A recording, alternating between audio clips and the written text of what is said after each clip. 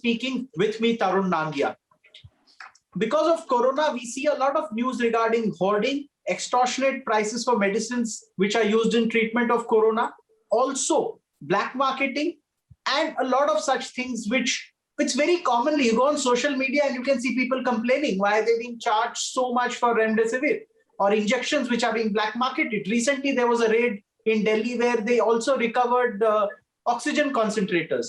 So this doesn't seem to stop. In fact, the court has played a stellar role. And we did an episode recently where Justice Vipin Sanghi and Justice Rekha Palli have ensured that lives are actually saved because oxygen was provided to people.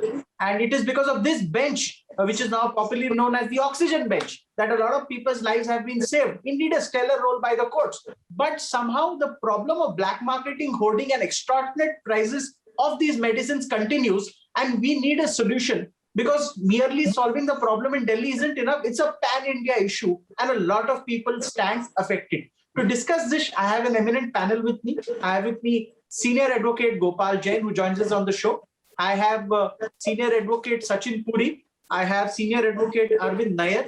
I have Senior Advocate Satvik Verma. And I have with me Sudhir Mishra, who's founder of Trust Legal, a law firm which has recently been working on a lot of healthcare related issues. And even if I'm not wrong, on the oxygen issue, you've done some work recently. So thank you all of you for joining me on the show. We will start with a round of opening comments. I'll request Gopal Jain to open. Mr. Jain, your opening comment on this very important issue. Well, I think the wheels of justice have swung into motion.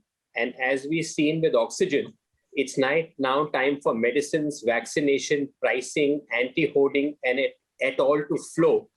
And this requires, according to me, an emergency response system. So one has to be on the care side and the other has to be on the enforcement side. The very fact that after 1 year of a pandemic, we are still in a situation where we are struggling, be it for beds, medicines, vaccines, oxygen, concentrators, shows that the response plan was not adequate or far-sighted. So step one is to have a very clear roadmap, and for which you need a national consensus. This is no longer center, states, etc. It's a all India issue. And if we talk of one India, then certainly this is a great moment when India has to come together as a response. B, the courts play a very important and massive role. And we've seen that when it's election time, courts are flooded with election petitions. When it's admission time, schools, colleges, courts are flooded. So courts have become an institution of governance. And perhaps I was just reflecting when this thought came that we should even have a standing bench in situation like this, 24/7 dedicated to this, to make sure things work and on time. That will equally act as a deterrence, because today the law enforcement agencies are so busy with discharging such a variety of roles that sometimes the policing function, finding out hoarders and prosecuting them takes time. But if you have a vigilant court, and like I said, a national plan which is enforced, sometimes it acts as a deterrence because you feel the retribution or the punishment will be swift. And we saw that when the court said we'll start a motion of contempt, it triggered a spate of action. But the positive thing was that Delhi was able to get 700 MT of oxygen. So it has to be a combination of swift executive action backed by the court. And I think the moral weight of a court in a situation like this is the one which really brings that real justice or that timely help that people are looking at. And I think the police also must have a dedicated wing, which is only focused on, like you said, hoarding, medicines, oxygen, concentrators, so that people can't misuse the situation. And there will be situations like this where people will try to profit here from what I call life and death situations. So that crackdown has to be as swift as providing the remedy for people who need oxygen, medicines, beds, vaccines, et al. Thank you, Mr. Jain, for your opening comment. Sudhir Mishra, your firm, along with, I think, Sachin Puri and Advocate Arvind Nair, both have acted on a couple of cases. Could you share with us, in your opening comment, what that was and, in a sense, what it means that people have to approach courts to get relief in these kind of situations? So, Tarun, at least one debate is settled now that what judiciary is doing for last 20-25 days, especially Delhi High Court, is unprecedented. Yes. I reached out to Sachin almost 2 weeks back. He had already got one major order with regard to the testing part. And then I reached out to him for one of the largest COVID hospital, and we got an immediate relief, and the allocation issue started being discussed in public domain. We in fact named it oxygen bench. We both started calling it oxygen bench. Now everybody is calling it oxygen bench, like a green bench, which we used to have 5-7 years, very active. The problem is something very deep, actually. The court was functioning for all the 14-15 days uninterrupted on Saturday, Sunday, every day. Arvind also appeared later when he came out of 40s. He was himself hospitalized. See, Remdesivir or Tocilizumab, these are the medicines. And I work with healthcare for almost 20 years, I can tell you. In January, the production of Remdesivir was somehow halted. Because they were halted because you were not having that much consumption in the country, and whatever we were manufacturing, it was actually going out of the country. And Remdesivir is a manufacturing which India was quite sufficient to cater to the whole country. But the problem is it is manufactured in the batch of 15 days. You can't ramp up the production that today I will start and by tomorrow I'll flood the market. So the production with all the major companies, because I'm talking to most of these promoters on a daily basis, the production. But Sudhir, the question, if I'm not wrong, is of hoarding and not of manufacture. No, the first stage was that you had a demand in the month of March and April of 100, and the production could not be ramped up beyond 18 to 20%. That was the first crisis. The second crisis was that with the same salt name, when the production was there, it was also in the market with the same salt name. If I'm not getting Remdesivir, I will not budge. I will not leave the shop. Or if a doctor is treating a patient, because Remdesivir was not a golden drug. It was not a drug which was supposed to cure everything, but there was a misconception. No, it will cure everything. So doctors started writing it because the patient is on his head. Doctor will be frightened. He will say, "Chalo, isko kuch de deta hu." And then they will write. Okay. That created a culture that people started holding. How the hoarding happened? When a doctor gives you a medicine, when we buy Crocin or paracetamol also, we don't consume everything. So it is left. That went to the black market, actually. So that's how this whole thing is started. And sometime when the Tocilizumab, very few people need, and that too is needed on ventilator and in ICUs only. It's an injection which apparently costs 32,000. If I'm not wrong, we don't manufacture it was being sold at multiple times the amount. And we don't manufacture it. So I think the court's role became very swift when Justice Pratibha Singh, for the first time, she got introduced to this entire thing. She passed orders. And then the division bench started passing order. Now we have throughout the country, we have a regime. I'm just wanting to close with a very important comment where this production ramping up and storage and distribution will be streamlined in next 4 to 5 days. Okay, point taken. Point taken. I'm going to Satvik Verma. I'll get in Satvik Verma here. Senior Advocate Satvik Verma, your comment on this national crisis of black marketing, extortionate prices. I'm not limiting myself to medicines, but also something as oxygen concentrators. There was a report that these were being sold for 1.5 lakhs in Gurgaon. So thank you, Tarun. Thank you for having me on the show. I think you picked a very apt topic for today, but I must also say that it's a bit of a vexed topic. And I'll say that because I will elaborate my comment with 5 very quick points. First and foremost, and I think Sudhir alluded to this in the passing, your question has 3 facets according to me. One is the medical facet, which your panel isn't competent, I say, to sort of opine on. The second is the moral aspect, and the third is the legal aspect. And within the legal, we have A, a court aspect, and B, the governance aspect.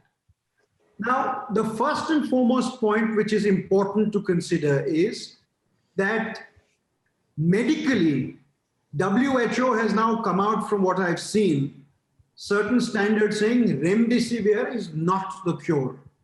Therefore, we need to first and foremost answer the question on whether it is or not the cure. And the reason I'm alluding to this is because if it is not the cure, then the demand-supply equation changes, which will not lead to a hoarding. But as I said, not competent to argue, not going to go there. Second is the moral aspect to the hoarding. Yes, people are hoarding, people are black marketing, people are profiteering. You know, they are, we all know from history, merchants of death. We will not allude to that. Now, as far as the legal aspect is concerned, I think there's a very thin line in also running to court. And I think that the court is doing an absolutely phenomenal job. everything that we are seeing today is as a result of the intervention of the court, whether it's the 700, and you will see both the High Court and the Supreme Court have now confirmed that Delhi must get 700 on a daily basis. So we know that the wheels of justice, as Gopal said, are moving. But we also need to be very careful that the court cannot start taking over the role of governance or monitoring. Why do I say that? There are two reasons why I say this, Tarun. Number one, Tarun, as I'm sure everyone is aware, but to inform your audience, at least in Delhi, we have two circulars, one of the 25th of April, the other of the 27th of April, where under the DDMA, guidelines have been passed against the hoarders and the black marketeers. It uses the word, I can read the language if you would like. It uses the word black marketing and hoarding, and it also says that against these people, action, penal action, which is very stringent under the Epidemic Relief Act, can happen. So that is one aspect. The other very, very good aspect is, Tarun, the Delhi police has started a dedicated helpline against these fraudsters and black marketeers. And the curious mind that I have, I may myself called to test it. There is a gentleman at the other end who answers uninterrupted, Mr. Singh. He takes down and then he reports it. Therefore, while I am competent and I have been able to research the fact that in Delhi this is happening, I think what we really need to also focus upon, and I will urge you to do that in the later half of your debate, is on a pan-Asian response. It's happening in Delhi. Is it happening in Ahmedabad? Is it happening in Tripura? Is it happening now? The southern states of Karnataka and Madras, Tamil Nadu have gone into a lockdown. Is it happening there? I don't know. Point taken. Just last point I will make quickly. We also need to bear in mind that there is a thin line. Courts can act as that force that pushes an impetus. But we also need to be careful that court cannot start doing the day-to-day governance here with regard to A case, B case, C case.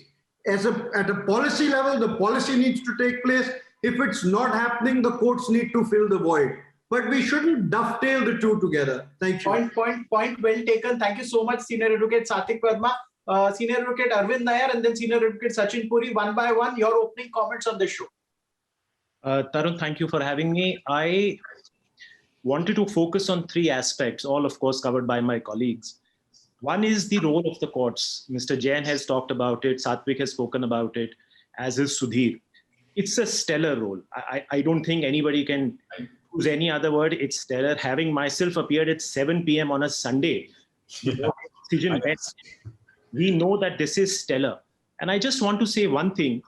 You know, for years, we've had this debate from the common citizen in India about the pace of litigation, how long it takes for matters to be heard and disposed of. I think in one swift stroke, that entire debate has been answered by the honorable courts, whether it's the honorable Supreme Court, whether it's the honorable High Courts, the way they have toiled, literally, and I think I can use the word tirelessly, all my colleagues will agree, Saturday, Sunday, 7 p.m., 3 p.m. After hearing submissions, they also had 2-3 hours reserved for SOSs. I think Sachin also appeared in such hearings, as did I.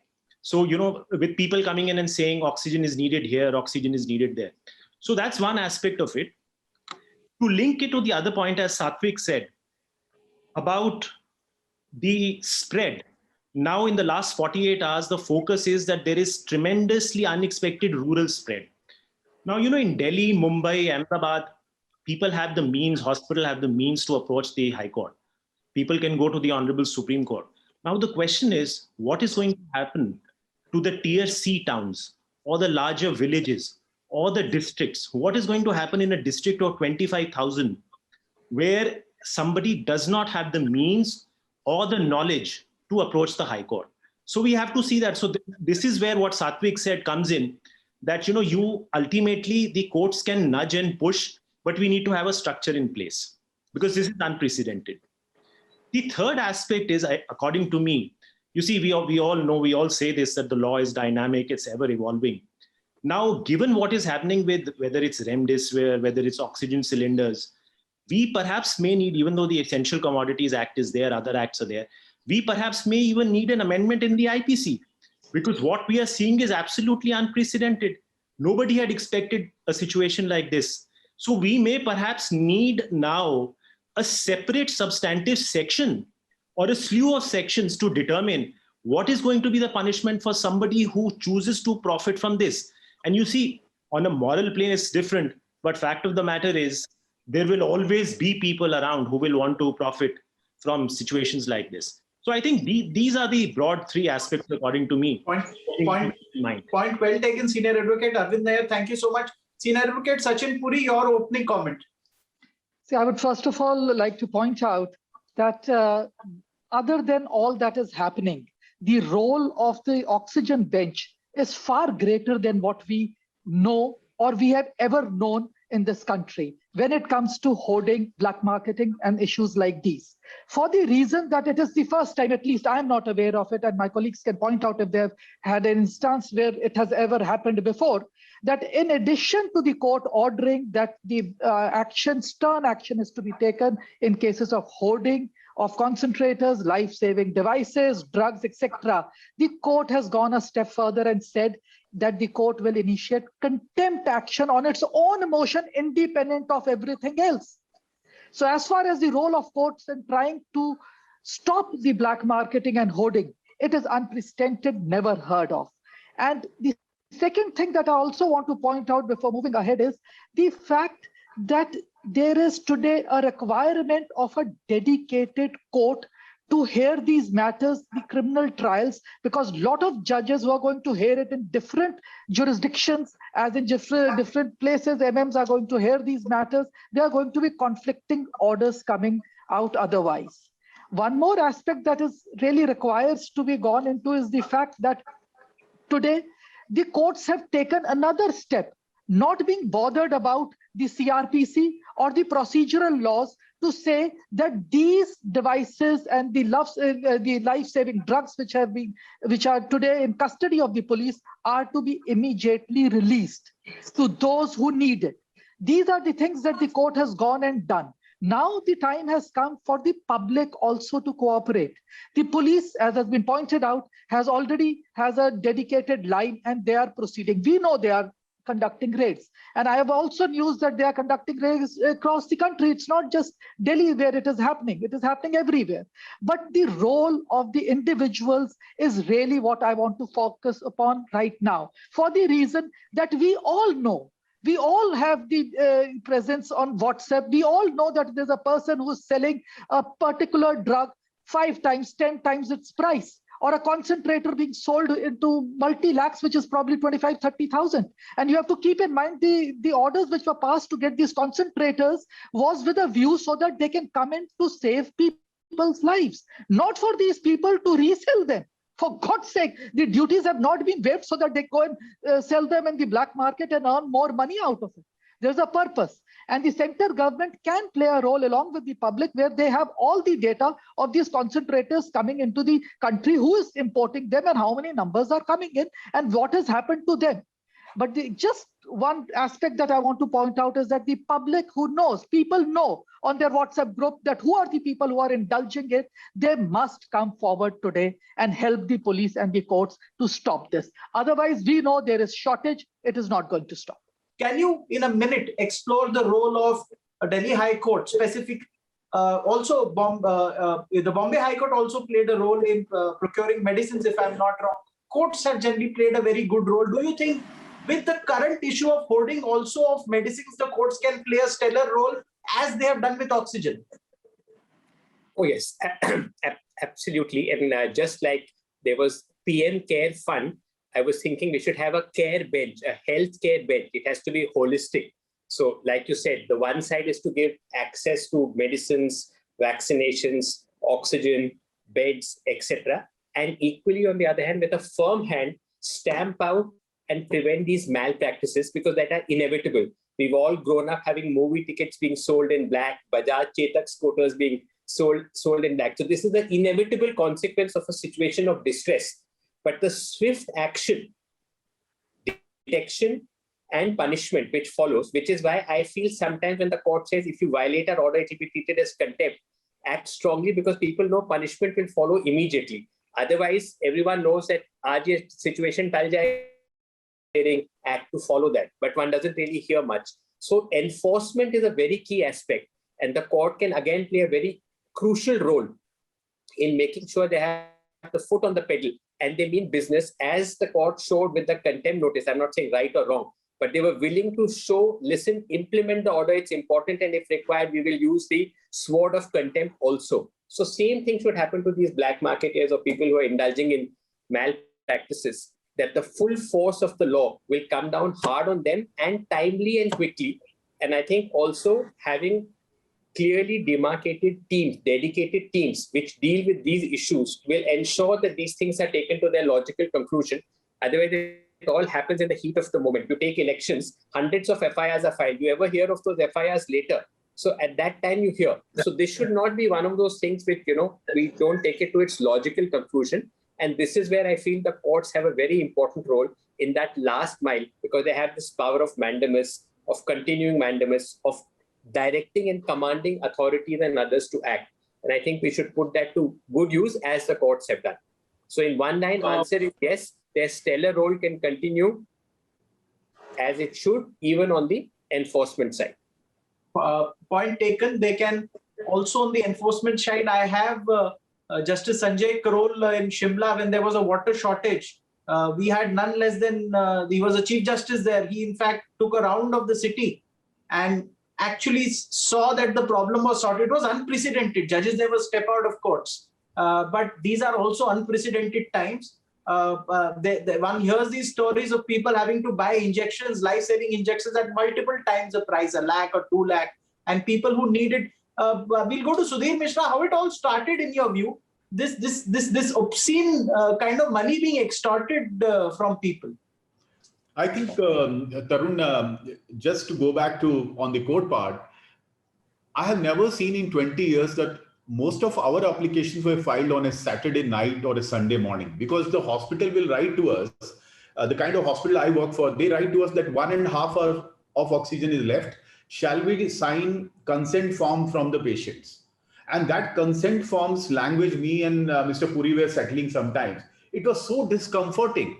But what was so heartening, and I want to tell it to Mr. Verma, that when a place like Delhi, which has no state structure at all, which has a Supreme Court very well defined, which has a High Court very well defined, but there is no state defined. So nobody was knowing how to even create a WhatsApp group.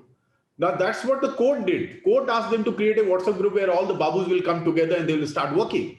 So if that is the level of disconnect between people who have to execute the orders and the court's role to become the administrator of this entire process, this was an eye-opener. Let me also tell you that orders which were challenged to the Supreme Court from Chennai High Court or Calcutta High Court or even Allahabad High Court, they all were not entertained.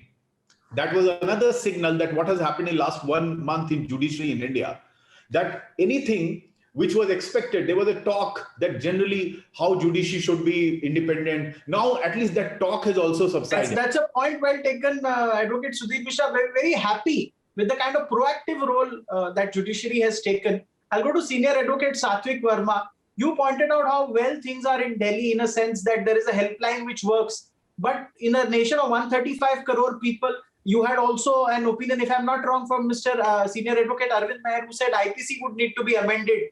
Do you concur with what he said? Do you also think IPC needs amendments in with regards to what we are now witnessing? Absolutely, Tarun. I think, I just want to make sure that I say this loud and clear as well. I think the role of our judiciary has been beyond stellar. Okay. I think this is a great testament of the lens that the judiciary can go to.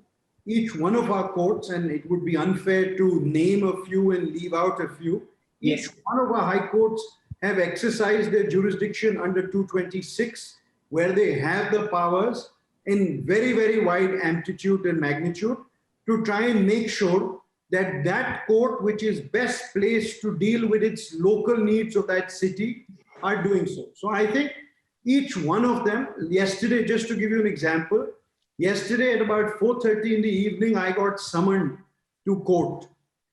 It was after court hours. I'd just taken my uniform out, but I got summoned because I do a lot of work for the All India Institute of Medical Sciences. And there was a particular patient who needed to be admitted, and they needed a special type of an ECMO ICU. So even at 4:30, one is very well aware, one is very cognizant of what is happening. One did whatever one could. I also feel that, yes, my dear friend Rajshekhar Rao, who's been appointed the amicus by the oxygen bench, is also doing a stellar job. And I spoke to him yesterday extensively. He was telling me that his team and he worked till 4 a.m. every night to try and make sure it's all put together for that 2-3 hour hearing. So everyone is playing their role. Suffice to say, each one of us is playing a role. With regard to your specific question, Tarun, in regards to the IPC amendment, look, I think it is probably going to be needed. I think a lot of what we are doing today is on the basis of one notification, second notification. We're dealing with an 1800 or a 1900 Epidemic Relief Disease Act, which we are trying to modify to adapt to the situation. We are dealing with the essential services commodity. Oxygen concentrators are technically not medical device. The circulars that I alluded to only cover medicine. So it is an evolving process. Is it needed? Absolutely, I think it could be needed.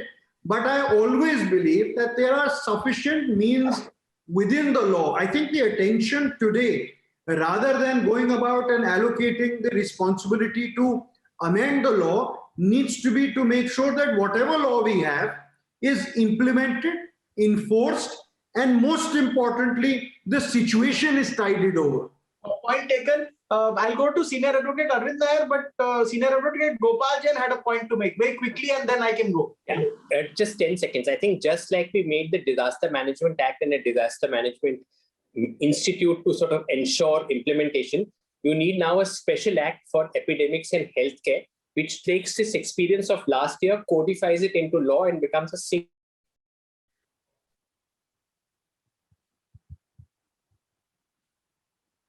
I think we've lost Senior Advocate Gopal Jain. Senior Advocate Arvind Nair. Issues that we've discussed. So you need a special act to deal with this. Disaster is being used for epidemics, but it was not really meant in that context. It's again innovation that we've done. But this learning of the last year must now translate into a new body of law. Okay, point taken. Senior Advocate Arvind Nair. Yes. About the, I think what Mr. Jain said, yes, perhaps we need to learn from this and have a separate act. Now, when I spoke about the amendment in the IPC, what I meant was, you see, Satwik's slide, we have to enforce at the moment, we have to deal with so much which is coming up on a daily basis. I'm saying, and optimistically speaking, I think timelines, nobody can now make a guess, but we all hope and fervently hope that someday the pandemic will be over. And I think the idea is, what I mean is that once the pandemic is over, let's not forget the harrowing times we are going through. At that point, because we often have a tendency, once this is behind us, once the immediate disaster is behind us, we move on, there are so many other problems. We move on to other issues. I think that's the time when we need to remember what we are going through, how difficult the situation has been, how we've had to come up with urgent last-minute SOPs. I think that's the time when we need to sit back, our policymakers need to sit back and come up, as Mr. Jain said again, probably have a separate self-contained act, maybe make amendments in the Essential Commodities Act, define where a concentrator has to be, define where a life-saving drug will be, make amendments in the IPC if so needed, probably even set up a separate investigative department. Maybe have these kind of amendments. We do today have offenses and sections where there are other stringent conditions where you can't get bail regularly. So maybe attach those kind of conditions, maybe for black marketing of life-saving drugs. Point very well taken, Senior Advocate Arvind Nair, on this. Have that condition that you can't get bail automatically. Put the fear of God in everybody, put the fear of the authorities, that nobody even... Point very well taken. In fact, this is the first time I had law firms telling me I get a hospital to call me at 12:30 and they want appearance at 3 p.m. I think Sudhir told me once that it's at 2 hours notice that, clients are calling for appeal. It's very tough for a lawyer, but I think the lawyers also have been, in a sense, I don't know how difficult it is to appear at such a short notice. I think you all will be able to tell me better. But one final comment from Senior Advocate Sachin Puri, we're almost out of time. Sudhir is getting 2 hours from the hospitals. He's not giving me 2 hours to appear. Let me assure you that to start with. Okay, the only thing that I want to add, everybody has almost covered everything, is that I need to, first of all, agree with Satvik when he says that Rajshekhar Rao has played a very important role. We tend to focus on various other aspects, but that he's one person who is, I'm surprised he is able to sleep at 4 a.m. In the morning, because the kind of work he's doing is amazing. The other thing that I also want to highlight is the fact that we are yet not done with this. This is not over by a long stretch. There is still time to go. There is still a lot of work to be done. And still, while this is going on, we need to, in real-time basis, stop black marketing. The portals have to come out in a better way, where it is clearly demarcated who is going to get these life-saving drugs and from where and what is their token number. Orders to that effect have been passed. It is a question of implementation. And also Satvik is right when he says the concentrators have not been, Delhi government has yet not passed a notification to say that they are life-saving devices, although the Delhi High Court has done it. They have said so. And they've said, so hoarding of this is not permitted and they have to be treated so. But the Delhi government is yet to do it. So at the government level, there is a lot to be desired, which is still to be done.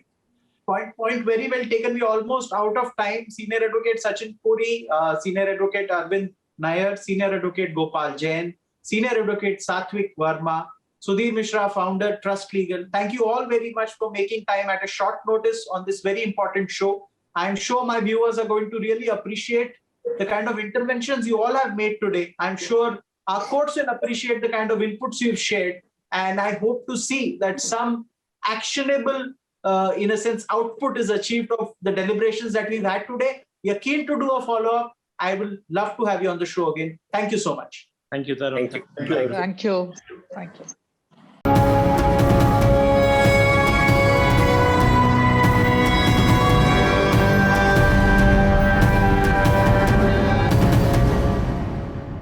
For more such videos, subscribe to the NewsX YouTube channel, hit the bell icon.